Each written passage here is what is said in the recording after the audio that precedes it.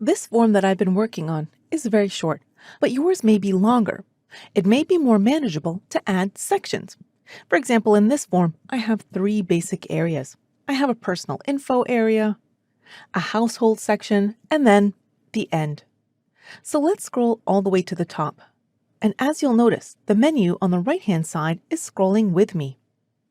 I'm going to click right inside where I want the section to begin, and then I'll click the equal sign. Here's my new section. I can give my section a title, and I'll leave the description blank. All the way on the right-hand side, I can click the two arrows to collapse the entire section, and I can click the three dots to either duplicate it, move it, delete it, or merge with above. If I want to delete the section break but keep the questions inside the section, I need to choose Merge with Above.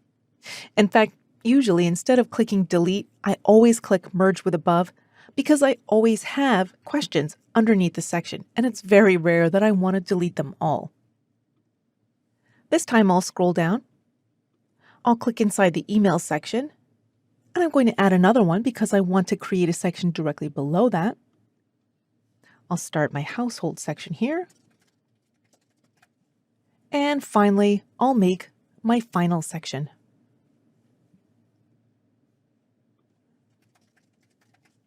Our form is now divided into sections. Here's the really fun thing about sections. You'll notice right at the end of every section, you get a choice what you want to do once the user has completed that particular section. If I click the drop-down arrow, I can choose to jump around to go to any section that I want. You can take it even further than that. Here's a question. Do you agree to a home visit prior to adoption? The user can choose yes or no. If the user chooses no, I want to ask them if they agree to a remote video tour instead. So what I'm going to do is create a new section right here. I'll call this one Video Tour. And now, with this question, I'll click the three dots and choose Go to Section Based on Answer.